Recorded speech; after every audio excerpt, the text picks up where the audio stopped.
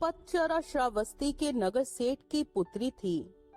किशोर वय होने पर वो अपने घरेलू नौकर के प्रेम में पड़ गई। जब उसके माता पिता उसके विवाह के लिए उपयुक्त वर खोज रहे थे, तब वो नौकर के साथ भाग गई। दोनों अपरिपक्व पति पत्नी एक छोटे से नगर में जा बसे। कुछ समय बाद पतचरा गर्भवती हो गई। स्वयं को अकेले पाकर उसका दिल घबराने लगा और उसने पति से कहा, हम यहाँ अकेले रह रहे हैं। मैं गर्भवती हूँ और मुझे किसी की सहायता की आवश्यकता है। यदि आप आज्ञा दें तो मैं अपने माता पिता के घर चली जाऊं। पति पतचरा को उसके मायके नहीं भेजना चाहता था, इसलिए उसने कोई बहाना बनाकर उसका जाना स्थगित कर दिया। लेकिन पतचरा के मन में माता पिता के घर जाने की इच्छा बड़ी बलवती हो रही थी। एक दिन जब उसका पति काम पर गया हुआ था, तब उसने पड़ोसी से कहा, आप मेरे स्वामी को बता देना कि मैं कुछ समय के लिए अपने माता पिता के घर जा रही हूँ। जब पति को इसका पता चला तो उसे बहुत बुरा लगा। उसे अपने ऊपर ग्लानि भी हुई कि उसके कारण ही इस कुलीन कन्या की इतनी दुर्गति हो रही है। वो उसे ढूंढने के लिए उसी मार्ग पर चल दिया। रास्ते में पतचरा उसे मिल गई। पति ने उसे समझा बुझाकर घर वापस लिवा लिया। समय पर पतचरा को प्रसव हुआ। सभी सुख पूर्वक रहने लगे। पतचरा जब दूसरी बार गर्भवती हुई, तब पति स्वयं उसे उसके माता पिता के घर ले जाने के लिए तैयार हो गया। मार्ग में जोरों की आंधी वर्षा होने लगी। पतचरा ने पति से कहा कि वो किसी सुरक्षित स्थान की खोज करे। पति झाड़ियों से होकर गुजर रहा था, तभी उसे एक विषधर सांप ने काट लिया और वो तत्क्षण मृत्यु को प्राप्त हो गया। पतचरा अपने पति की प्रतीक्षा करती रही और ऐसे में ही उसे प्रसव हो गया।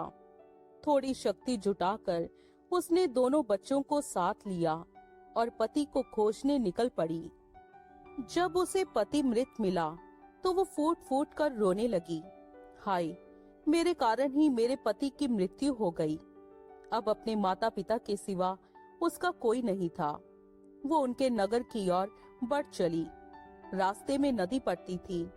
उसने देखा कि दोनों बच्चों को साथ लेकर नदी पार करना कठिन था, इसलिए बड़े बच्चे को उसने एक किनारे पर बिठा दिया और दूसरे को छाती से चिपकाकर दूसरे किनारे को बढ़ चली। वहां पहुंचकर उसने छोटे बच्चे को कपड़े में लपेटकर झाड़ियों में रख दिया और बड़े बच्चे को लेने के लिए वापस नदी में उतर गई। नदी पार करते समय उसकी आंखें छोटे बच्चे पर ही लगी हुई थी। उसने देखा कि एक बड़ा गिद्ध बच्चे पर झपटकर उसे ले जाने की चेष्टा कर रहा है। वो चीखी चिल्लाई, लेकिन कुछ नहीं हुआ। दूसरे किनारे पर बैठे बच्चे ने जब अपनी माँ की चीख पुकार सुनी, तो उसे लगा कि माँ उसे बुला रही है। वो झटपट पानी में उतर गया और तेज बहाव में बह गया। छोटे बच्चे को गिद्ध ले उड़ा और बड़ा नदी में बह गया। उसका छोटा सा परिवार पूरा नष्ट हो गया। वो विलाप करती हुई अपने पिता के घर को चल दी। रास्ते में उसे अपने नगर का एक यात्री मिल गया, जिसने उसे बताया कि नगर सेठ का परिवार अर्थात उसके माता पिता और सभी भाई बहन कुछ समय पहले घर में आग लग जाने के कारण मर गए। ये सुनते ही पतचरा पर दुखों का पहाड़ टूट पड़ा। उसे तन मन की कोई सुध न रही। वो पागल होकर निर्वस्त्र घूमने लगी। उसके मुख से यही शब्द निकलते, पति मर गया, बड़ा बेटा डूब गया, छोटे को गिद्ध खा गया। माता पिता और भाई बहनों को चिता भी नसीब नहीं हुई। ऐसे ही विलाप करती, निर्वस्त्र घूमती फिरती पतचरा को सभी अपमानित और लांछित करके यहाँ से वहाँ भगा देते थे। जेतवन में भगवान बुद्ध धर्मोपदेश दे रहे थे। पतचरा अनायास ही वहां आ गई। उपस्थितों ने कहा, अरे ये तो पागल है, इसे यहाँ से भगाओ।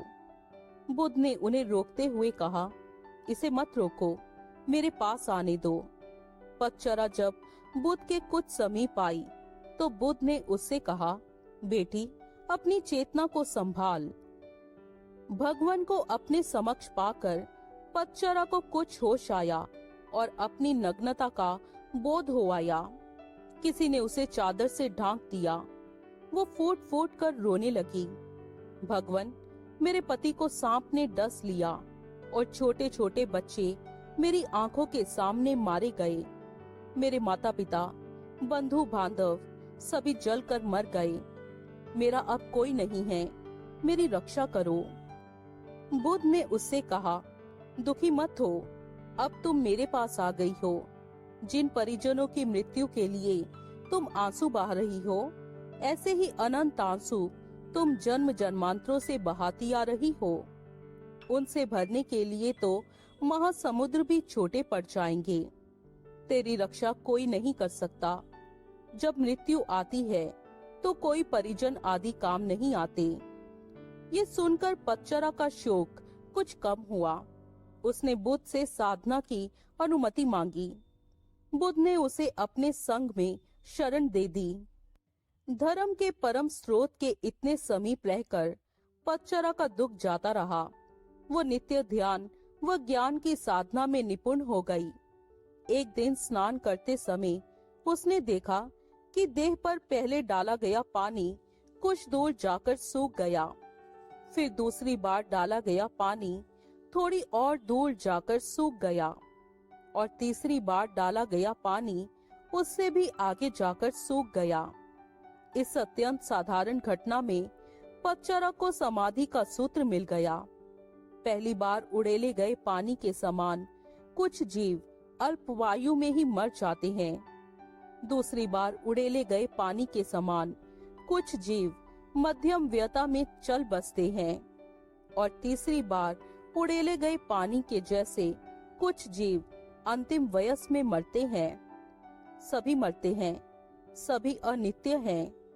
ऐसे में पतचरा को ये भान हुआ जैसे अनंत करुणावान प्रभु बुद्ध उससे कह रहे हो, हाँ पटाचारे, समस्त प्राणी मरण धर्मा है। इस प्रकार पतचरा उन बौद्ध साधिकाओं में गिनी गई जिनको निप्रयास ही एक जीवन काल में ही निर्वाण प्राप्त हो गया।